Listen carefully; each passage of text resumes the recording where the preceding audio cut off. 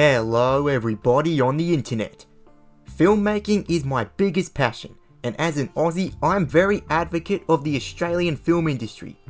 Aussies have always worked for the American industry. A long time ago, The Matrix, Scooby-Doo and the Star Wars prequels filmed here, but then that interest went away.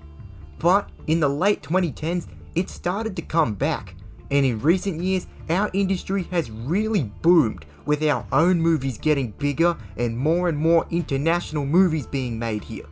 Every movie you're seeing on screen now was shot here. Australia truly is the best place in the world to make movies. We have the best crews and the best diverse locations. As written by Amy O'Keefe on the Man of Many website, Australia is a proud film nation, and it's no different when it comes to the best Australian movies. Whilst we're new on the scene compared to the backlog of films from Europe and America, we're well and truly making our mark on Hollywood.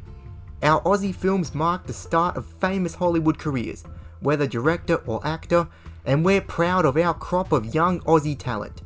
In Australia, we make an awful lot of TV shows which I'm not into, but our movies are underrated. So here are some of the best Aussie movies in no particular order. Crocodile Dundee is the most iconic Australian movie and is the highest grossing. Crocodile Dundee never gets old. It's so funny, and Mick Dundee is the most distinct Aussie character ever. Paul Hogan is legendary as him. And of course, the iconic line everyone knows. That's not a knife. That's a knife. It takes an outback action hero and puts him in New York, where we get great fish out of water comedy. Crocodile Dundee 2 is also classic. I think it's a little bit better than the first one, because it has more of a plot and the character relationships are stronger. It's more action packed and is still as funny as ever. I don't need a gun. I've got a donk. Donk. These may be Australian movies, but less than half of both of them is set in Australia. That's done to appeal to the international audience. You can't be an Australian citizen unless you've seen these two movies. The Castle is the most classic Aussie comedy. Because of how funny it is, it's one of the most meme-worthy movies of all time. Tell him he's dreaming. It very accurately and hilariously depicts what a lower class Aussie family is like, and the lengths they'll go to protect their home. People who aren't Australian probably won't get a kick out of this, but it is a good comedy. Again, if you haven't seen The Castle, you can't be an Australian citizen. The Man from Snowy River is an absolute Australian classic based on Banjo Paterson's poem. This is a really good western about Jim Craig from Snowy River becoming a man and falling in love. It's well paced and full of good horse action and great dialogue. This movie also has Kirk Douglas playing two characters, and he's great in it. And The Man from Snowy River 2 very well continues on from the first one, but it's not as good. Also, Kirk Douglas didn't return. The 80s really were the time for Aussie movies with heroes.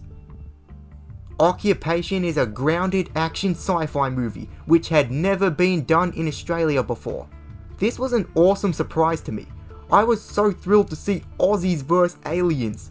Occupation had a low $6 million budget, and it was impressive quality and is really intense at times. The best thing about this movie is its sense of humanity. These are all characters that you know. A local footy player, the local nurse, the local fruit farmer. It also has Tamura Morrison. I loved following these characters. But the dialogue is interchangeable, and the movie is very jarring. And then Occupation Rainfall is another level.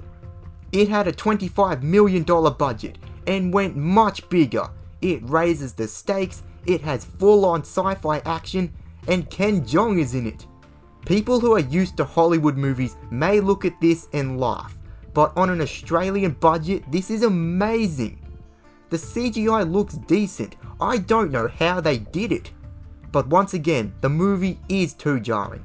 Luke Spark, the director of Occupation, is the kind of filmmaker that Australia needs.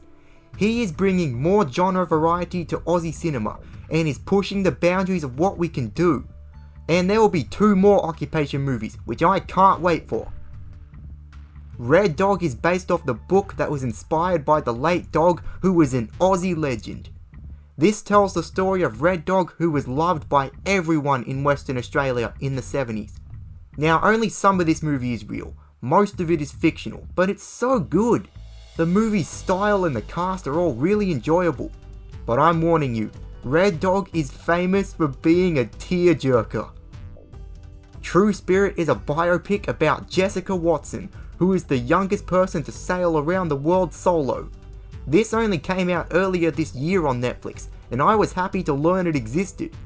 This movie captures the spirit of the inspiring true story of Jessica with very pleasant colours, and it visualises her dyslexia very well. Tegan Croft and all of the cast were really good.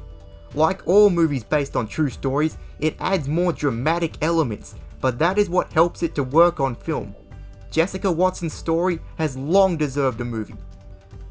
Lion is yet another drama based on a true story, but it is one of the best. It was nominated for 6 Oscars after all. It's the true story of Saru Brierley, who got lost and was adopted by an Australian family and later went to find his family in India. Dev Patel, Nicole Kidman and David Wenham are exceptional in this. My favourite thing about it is the cinematography by Greg Fraser, the same guy who did the cinematography for The Batman. Lion is one I highly recommend. The Dry is a mystery drama based on a book. I was impressed by how well the movie immerses you in a rural Victorian town that is in a dark time. Even if you're not Australian, you'll feel like you know the place. Eric Bana gives a great performance.